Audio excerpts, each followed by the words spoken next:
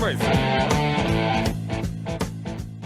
Brasileiro não gosta de automobilismo, brasileiro só gosta de quem ganha, não é isso? Então, eu queria até falar, pegando esse gancho, Cadu, eu queria falar um pouquinho de uma geração talvez meio perdida, Bruno Senna, Luca de Grassi, e falar um pouquinho da nova geração. Quer dizer, como é que tá isso aí?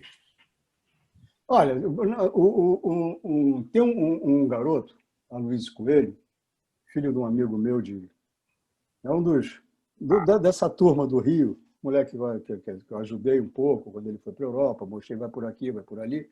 E o Aloysio foi campeão da Fórmula Renault inglesa, foi colega do Jenson Button na equipe de Fórmula 3 da Renault na Inglaterra. E quando ele foi campeão da Fórmula Renault inglesa, ele ganhou um teste com Williams. Saiu no Jornal Nacional. E o Aloysio é um garoto muito inteligente, muito inteligente. E chegaram para ele e falaram: quer dizer, então, que você está no caminho da Fórmula 1. Ele falou: olha, ninguém escolhe a Fórmula 1. É a Fórmula 1 que te escolhe. Boa. E o Bruno e o Lucas foram esses casos. Foram pilotos que mais tarde, depois que eles conseguiram resgatar a imagem deles, resgatar o ego deles, resgatar a confiança deles no massacre que eles sofreram nas equipes piratas da Fórmula 1, pelas quais eles entraram, e não dá para você dizer não na hora que a equipe te chama. Tá? Se você disser não, você nunca mais vai entrar. Então, o que eles fizeram? Eles se tornaram campeões mundiais, concorrendo contra gente grande, gente forte. O Bruno foi campeão durante o ano passado, concorrendo contra a Toyota. Então, é uma coisa, são pilotos que estão acima de qualquer suspeita quanto à habilidade. O Felipe Nasser se enquadra nisso também, né? Também. O Felipe Nasser, eu aconselho até vocês verem uma live que eu fiz uma live com ele, que ele falou algumas coisas, mas ele não abriu. A gente vai colocar o endereço do canal do Lito aqui, viu, pessoal? Vocês vão poder ver esse papo, por exemplo, do Felipe, que o Felipe é um cara ótimo, gente de corrida desde pequenininho, né? Lá de Brasília. Sim. E é um garoto sensacional, sensacional. Teve também no motorsport.com uma live com um mecânico brasileiro, era mecânico da Sauber, na época que o Felipe estava lá. Se você vê o que ele narra, quem não tem um pouco mais de intimidade com os bastidores da Fórmula 1, vai falar: pô, mas isso é um ninho de cobras. Aí você vai ver por que o Ed Jordan chamava a Fórmula 1 de Piranhas Club. Felipe é excelente piloto. Felipe salvou a Sauber de ser a 11ª, foi em 2017, se não me engano, 2016, não me lembro agora, uma corrida que ele chegou aqui em Interlagos, uma corrida no molhado, ele andando com um carro que era uma carroça. Ele descrevendo isso nessa live, você fala: pô, esse cara é um maluco. Claro, qualquer piloto é um maluco nos nossos padrões, né? Mas o Felipe anda muito. O Felipe deu um trabalho para o Alonso em Daytona, na hora que molhou, que o Alonso foi lá fazer pressão, que eu não digo que seja só isso. Mas o Alonso, era uma condição de pista que o Alonso foi lá fazer pressão para pararem com a corrida. O negócio estava perigoso. E o Felipe lá, o Alonso passou o Felipe, não se diga que não passou. Passou. Mas para passar suou, e depois que passou, não foi embora. Então, ele é um piloto que, mais uma vez, é um desses pilotos que o Brasil, que detesta brasileiros, né? Esse Brasil que a gente nem sabe de onde veio, um Brasil de haters, né, que se chama, porque agora o Brasil não fala mais português, fala um dialeto entre o inglês e o português, né? Verdade. Então, não sei, acho que aquela história, você nas redes sociais, quando está você e a sua tela, você se sente sozinho, mas é uma ilusão. O mundo está te vendo, né? Então as pessoas publicam coisas que elas depois, quando vem a repercussão, até se envergonham, vão lá, apagam. É a mesma coisa do cara que para no sinal de trânsito e mete o dedo no nariz, né? Ele está achando que está ali sozinho, né? Isso mesmo, acha que está sozinho, ninguém está vendo. Depois está todo mundo olhando, sabe? É a mesma coisa. Então, paga-se por essa reflexão que a informática, a internet trouxe, mas até as pessoas verem, ou simplesmente não verem, não ligarem, elas fazem estragos muito grandes. Isso é uma coisa que você no jornalismo aprende nos primeiros dias. Muito cuidado com o que você escreve sobre qualquer pessoa. Você está lidando com a vida. sabe? Então, um momento teu de leviandade para escolher uma frase bonitinha pode estragar a vida de uma pessoa. E na internet todo mundo tem acesso a isso, a exposição do que pensa ou que nem pensa, né? E sai escrevendo sem ter esse cuidado. Então, acontece isso. Aí você junta já aquela velha história que a gente já conhece. No Brasil, sucesso alheio me ofende, sabe? Poxa, se está fazendo bem alguma coisa é porque está roubando em algum lugar, né? Todo mundo tende a julgar os outros por sua própria régua, né? Então, esse traço da nossa cultura ele é muito duro, né? De quando a gente olhar para o espelho e reconhece que isso acontece, que isso é verdade, e se reflete de fato nessas situações que a gente está comentando, desses pilotos bárbaros, sensacionais. Acho que o Rubinho foi o cara que mais sofreu com isso, né? Sem dúvida. O Rubinho foi vítima de um traço que mais me desgosta no temperamento, no comportamento brasileiro, que é o deboche. A gente não trata nada a sério. Por isso a gente vive com esse quadro político que nos assola, né? Que nos desgraça, porque a gente prefere fazer piada a tomar uma iniciativa, a fazer Exato. Algo sério. A gente elege palhaço de circo, nada contra os palhaços de circo, mas, pelo amor de Deus, no lugar deles não é o Congresso, sabe? Então, é por aí, a nossa irreflexão, né? Aí também entra por um discurso sociológico, isso entra também da nossa pouca educação, vem do nosso mau investimento nesse plano. É claro que é um quadro muito complexo para a gente falar aqui, só quero falar na consequência, que é isso, a nossa pouca cultura, a nossa crueldade, a nossa inveja. Nós que já fomos tidos, o brasileiro já foi tido como gentilhomem, né? Como homem cordial, não somos mais. Somos mal-humorados, mal-educados, invejosos e muito chatos. Escuta, falando em chato, vamos falar do Fernando Alonso. Vai voltar para a Fórmula 1? Como é que é? Vai. Vai ser muito legal. Vai ser muito legal. Vai ser uma terceira estrela, né? Agora, falando da de primeira grandeza. Eu brinquei com o chato, mas parece que ele não tem uma, vamos dizer assim, uma... Já foi pior, acho que ele está melhorando, né? Acho que amadureceu. Relações muito complicadas com o seu Fernando Alonso nas equipes, né? Não, mas a juventude é um mal que o tempo cura, né? Não tem a menor dúvida. Então, ele hoje é um piloto muito mais maduro, muito mais rodado, muito mais consciente de si, viu a vida fora daquele nicho, né? Ainda estando num nicho um pouco maior, mas teve de lidar com outras pessoas, com outras indústrias, outras culturas, foi correr nos Estados Unidos, que é diametralmente oposta à filosofia do automobilismo americano, do automobilismo europeu. Então, ele aprendeu muita coisa, ele volta mais evoluído.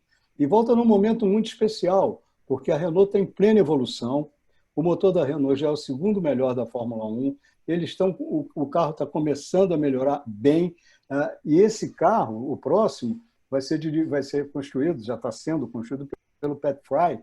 Esse cara, o Cadu com certeza ouviu falar do nome dele, porque ele era do começo, um dos projetistas da McLaren no começo do século, foi para a Ferrari, não conseguiu se entender com o modo de vida italiano, voltou para a Inglaterra, aí foi para a McLaren no meio do ano passado, ainda deu alguns retoques no carro da McLaren desse ano, que deu uma tremenda melhorada, e foi para a Renault.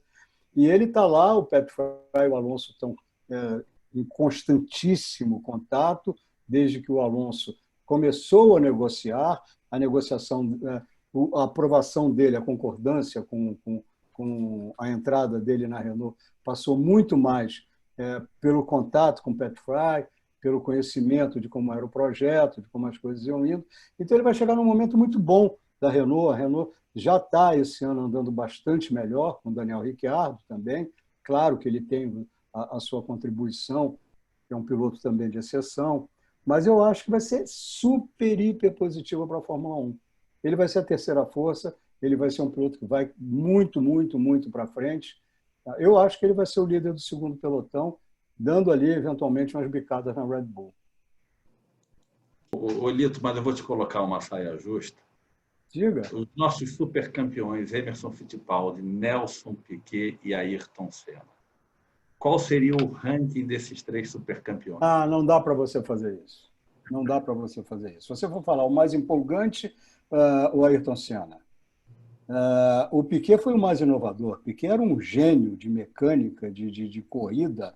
A contribuição que ele deu para o automobilismo é uma coisa assim. Ainda na Fórmula 3 inglesa, eu vou te contar uma história. A Inglaterra é conhecida pelo clima, pela instabilidade e pelas temperaturas, né? Na Fórmula 3 inglesa, que é uma categoria difícil, né? O Piquet, logicamente, se tocou que todo mundo tinha dificuldade ali. 2, 3, 4 primeiras voltas, os pneus ainda estavam frios. Os motores ainda o óleo estava grosso, o motor ainda não rendia tudo. E o Piquet é o tipo do cara, ele tinha uma coisa que ele falava muito na época dele aqui de Super B, tudo, ele falava, quando você tiver algum problema em alguma peça, bota essa peça na tua mesa e fica olhando para ela. Alguma hora vai surgir uma ideia. Bom, tinha isso. Um dia ele chega lá, monta uma tenda, bota o carro dele lá dentro. Ninguém sabia o que tinha lá dentro. Ele tinha um aquecedor lá dentro. Então ele foi para a pista e ele começou a fazer isso várias vezes até o pessoal se conseguisse tocar. Ele foi com os pneus mais aquecidos e o óleo mais fino. Quando o pessoal atrás dele atingia a melhor temperatura de pneus e de óleo, ele já estava 1 quilômetro na frente. Ele já tinha isso tinha feito isso antecipadamente nos boxes. Claro que quando ele saía, ele perdia um pouco de temperatura, mas ele perdia um pouco de temperatura. Os outros chegavam lá gelados. Ele tinha o sistema, naquela época, os carros trabalhavam com a chamada barra estabilizadora, que é uma barra que conecta os dois lados, vamos dizer, da suspensão dianteira e da suspensão traseira. Quando você quer que o carro tenha um pouco mais de aderência na frente, ou porque o carro está saindo de frente, ou você quer alterar o comportamento do carro, o equilíbrio, você parava nos boxes, você endurecia um pouco a barra, ali você ia perder um pouco de aderência na frente, se o carro estivesse saindo muito de traseira, você perdia um pouco de aderência na frente, porque existe sempre uma correlação. Se o carro sai um pouco de traseira, porque a tua frente está aderindo um pouco demais. Então, se você pode tanto melhorar a aderência na traseira, quanto piorar a aderência na frente, você vai ter mais equilíbrio. Você chama até, estraga a frente que você melhora a traseira. Isso faz parte do jargão. Então, mas isso você fazia com ferramenta, mecânico mexendo. O Piquet arrumou uns cabos, igual cabo de acelerador de moto, naquela época que os cabos de aceleradores, tudo isso eram mecânicos, não eram eletrônicos. Então, você torcia aqui e ali você mexia um cabo que ia mexer lá no carburador e abria a borboleta. Ele pegou um cabo daqueles, instalou um para a barra dianteira, um para a barra traseira, que de dentro do carro ele amoleceu ou endurecia. Quer dizer, o carro começava a ficar um pouco traseiro, ou ele amolecia a traseira, ou ele endurecia a frente, e o carro corrigia sem ter que parar nos boxes. Isso você tem até hoje nos carros de Fórmula 1. Quem inventou foi Nelson Piquet. Esse cara era um gênio. Esse cara era um gênio. Inteligente. Exato. Ele era realmente um gênio. Sabe? Então, ele faz parte de uma turma de Brasília que começou como mecânico, ele, Roberto Moreno, Alex, que começou como mecânico, que além do que guiavam, o entendimento que eles tinham de carro era uma coisa impressionante, realmente impressionante e determinante. Tem um engenheiro da Fórmula 1, hoje em dia ele é jornalista, chama-se Gary Anderson. Esse cara ele é ótimo, um belíssimo contador de histórias. Ele hoje está num site que eu recomendo, The Race, race.com.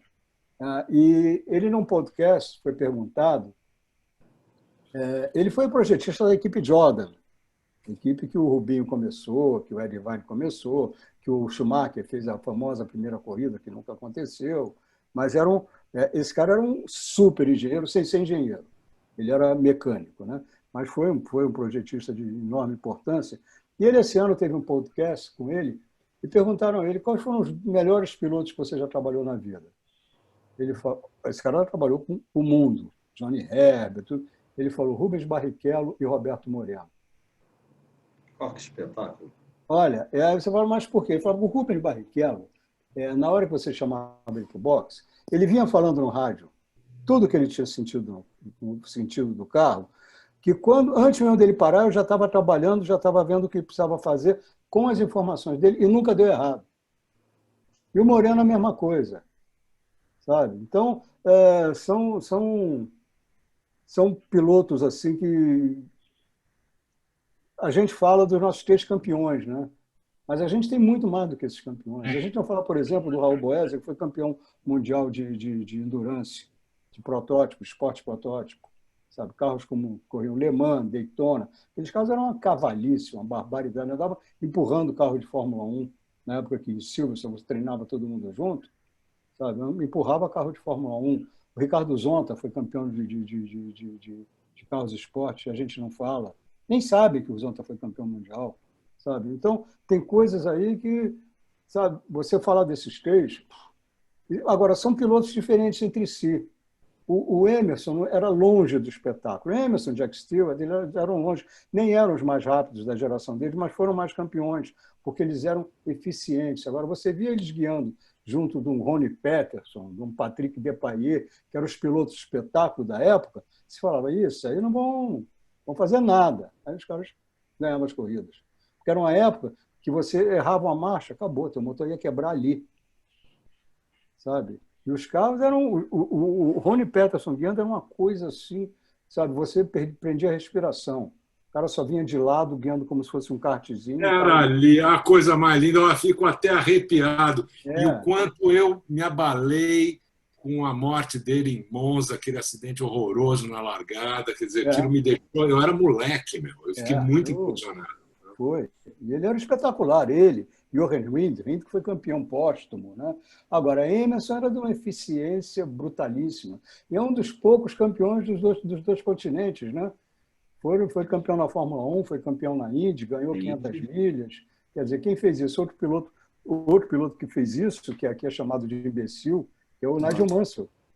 Sabe? Que de imbecil, que ele realmente não era um cara muito brilhante nas suas atitudes fora. Mas a guiada do cara era...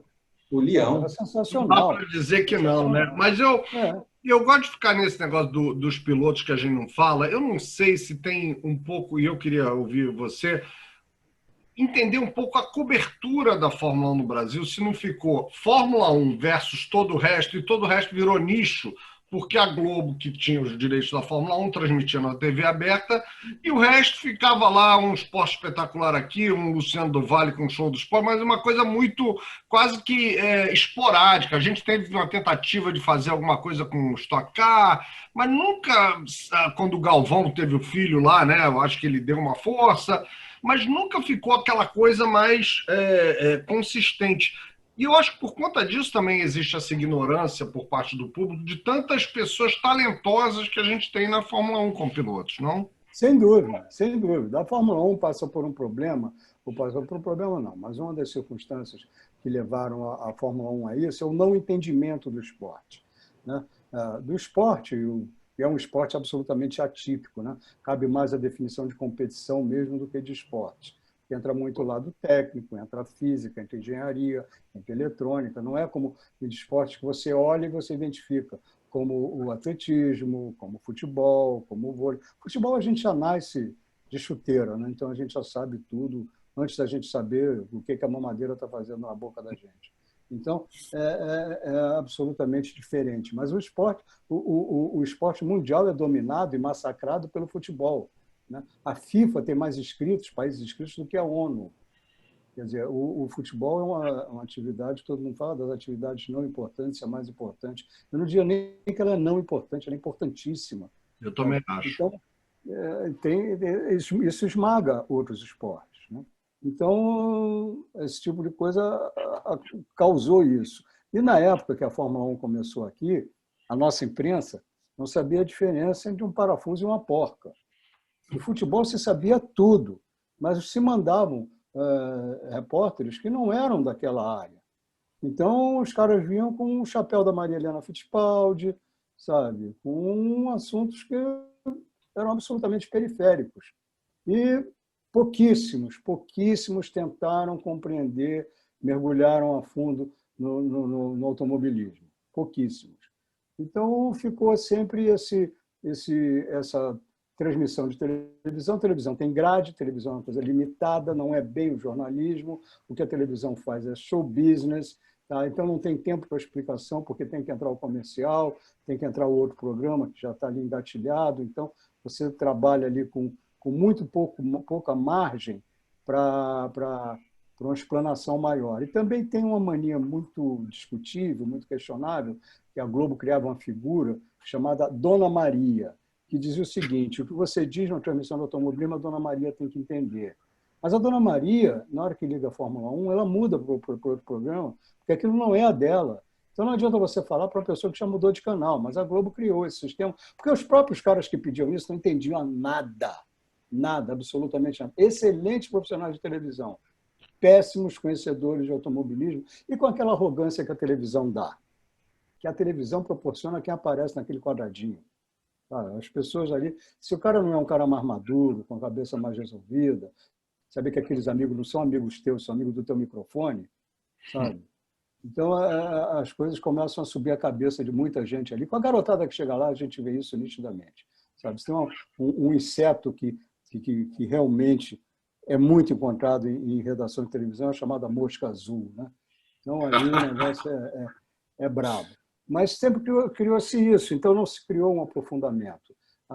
O público também nunca se mostrou muito interessado. Você já teve publicações muito boas relativas ao automobilismo no Brasil. Você já teve a Racing, você já teve a Auto Sport, que eu tive até o prazer de fazer parte. Você teve a Grand Prix, que foi uma revista brilhante, que era a tradução da Auto Sport inglesa aqui, que era super, hiper bem feita, mas durou 5 ou 6 números, distribuiu o calote pelo mercado, porque nunca conseguiu faturar minimamente.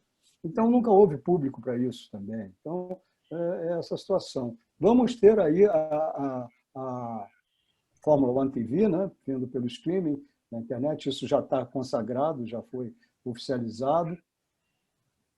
Vamos ver o público que vai dar. Vamos ver o público. Eu acho que a saída da Fórmula 1 da Globo é muito negativa para o automobilismo, principalmente para as novas gerações. Porque eles podiam chegar, um patrocinador podia ver neles, se bem que o patrocinador brasileiro não vê nada, é absolutamente cego, mas podia ver neles um potencial para chegar à Fórmula 1, como fez o Banco Nacional, como fez a Dispool com o Senna, como fizeram a Brastemp e Arno com o Nelson, fez a Bardal com o Emerson, mas eram gente ligada, eram pessoas ligadas ao automobilismo, né? Porque o pessoal aí de marketing não tem essa visão. Então, esses meninos poderiam, eles tinham uma esperança pequena, mas chegar para uma empresa dessa e despertar. Né? Puxa, esse menino aqui no mercado futuro vai me dar um bom dividendo. Agora não, porque não vai passar onde? Está vendo na tela do computador? Ainda não está muito solidificada essa cultura do streaming no Brasil. Então, acho que vai pagar. E é uma pena, porque está chegando uma geração de ouro aí. Ô, Lito, eu vou ter que cumprir o dever mais desagradável que eu tenho nesse programa, que é de encerrar. Não. Antes vamos falar da geração de ouro, depois o Cadu. Mas eu ia pedir para você falar da geração de ouro. Então vai, mas eu vou pedir para você falar da geração de ouro no seguinte contexto, que é da geração de ouro, e já que a gente estava falando de audiência, o futebol mostrou que a audiência despenca, por melhor que seja recorde de internet, quando você compara com a TV, fica muito para baixo. Essa garotada nova não quer mais saber de dirigir. O que isso vai representar para o automobilismo? Não muita coisa. Eu não jogo mais tênis, sabe? E adoro ver os torneios de tênis. Eu fazia corrida de rua, não faço mais porque meu joelho acabou, mas eu vejo as maratonas, eu vejo o Mundial de Atletismo, você vê esporte de boa qualidade. Tá? O negócio é esse. Não é porque você não dirige que você vai deixar de apreciar uma boa corrida de Fórmula 1, de Fórmula 2 ou de kart, ou seja, do que for. A competição em si é o que te atrai. Você olha, quando eu entro em campo, a torcida delira, mas é a torcida adversária. Eu sou péssimo no futebol, mas eu vejo futebol. Nós temos o mesmo problema, então. Eu acho que você ser praticante não... você ser um apaixonado não exige que você seja um praticante. Tá? Eu acho isso. Eu vejo muita gente aí empolgada com a garotada que está chegando, porque é amigo dele, porque viu ele andar no kart, ou por simplesmente gostar de ver corrida, mas guiar não quer. Olha, você quer saber uma coisa engraçada? Sabe o Daniel Serra, tricampeão de Stock Car? Você quer deixar ele zangado, põe ele para dirigir na rua. É muito engraçado. Toda vez que você chega no aeroporto, na corrida de estoque, na cobertura, que você vai pegar o carro alugado, tá? Tá lá o Daniel alugando o carro, tá ele e o preparador físico dele lá. Quer dizer, nem sei se ainda é, eu não parei de cobrir a estoque em loco quando eu saí da Globo. Mas era sempre... Quem vai dirigir? O Daniel falou, ele. O Daniel, você não dirige? Ele falou, não dirijo na rua, detesto dirigir. E é um piloto de super sucesso, é piloto da Ferrari, é recordista de Le Mans, sabe? Então, essa correlação que a gente logicamente acha que existe, não existe tanto. Agora, se você for ver, realmente, de dirigir hoje está muito chato. O que é o automóvel? No meu tempo, o automóvel era liberdade. Automóvel, você fazer 18 anos, poder dirigir, você podia atravessar a cidade, você podia sair com sua namorada, sabe? Você podia pegar as meninas na rua, você tinha um carro, pô, você era um cara, né? Hoje em dia é uma caixa de ferro que você fica preso no engarrafamento, perdendo tempo, né? Sendo xingando os outros, sabe? Motoqueiro buzinando desesperadamente no teu ouvido. Mudou muito. Mas eu acho que a paixão em si, sabe? Isso vem das bigas do Ben-Hur. O Enzo, você fez uma live com ele há pouco tempo, né? Você fez uma entrevista com ele há pouco tempo. Eu fiz várias. Eu estou com uma série no YouTube chamada De Olho na Nova Geração, que eu falo com essa garotada toda. Tem mais de 20 entrevistas aí. Eu falo com eles quase toda semana. 5, 6 deles eu falo a cada semana.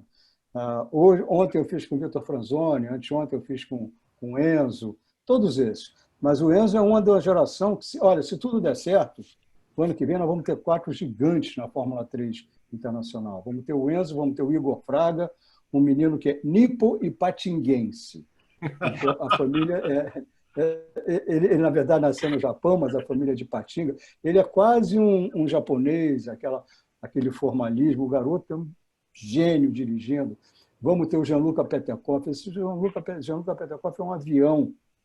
Tem mais um, quem é que vai chegar lá mais, meu Deus? O Caio Collet. Caio Collet, para você ter uma noção, o empresário do Caio Collet é o mesmo empresário do Charles Leclerc. É o Nicolas Todd, filho do Jean Todt.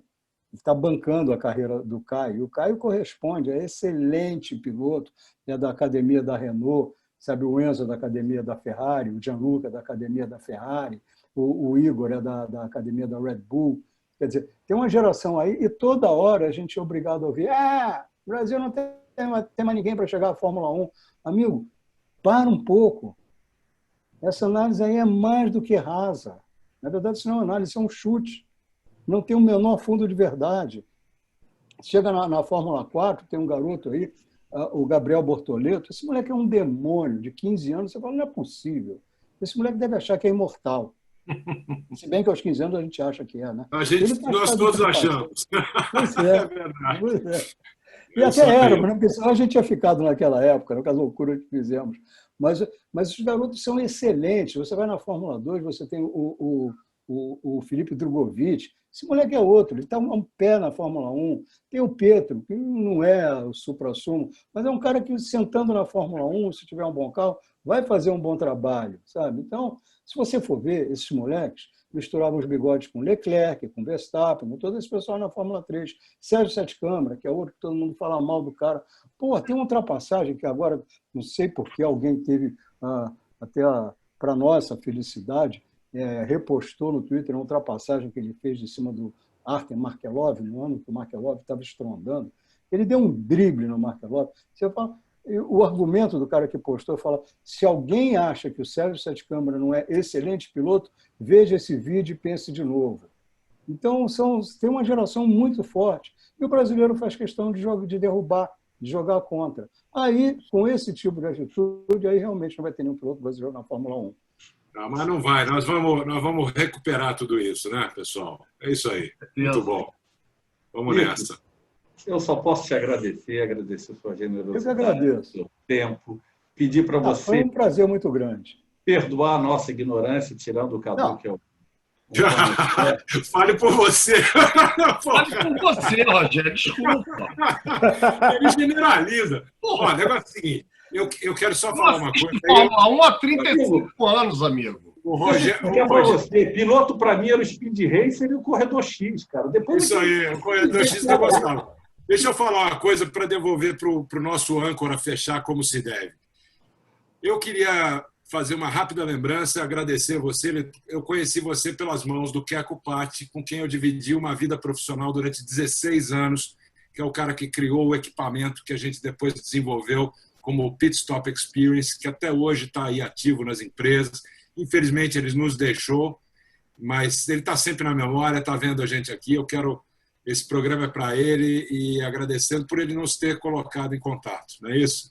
Sem dúvida. Keco era um irmão, um amigo queridíssimo de várias épocas da vida, um amigo de 50 anos, um cara... Isso aí. Faz muita falta, muita falta. Vai estar vendo a gente lá. É isso aí. Fala, Roger. Não, pô, não podia fechar de uma maneira melhor. Eu conheci o Keco. Conheceu? Muito bem lembrado. E olha, de novo, nosso muito obrigado, viu? Obrigado a vocês. Quando quiserem, só chamar, estou aí. Foi um prazer muito grande conhecer vocês, ter esse papo aí, rever o Cadu. Muito legal. Muito obrigado. Quem agradece. Pode ter certeza que nós vamos, viu? Semana que vem tem mais.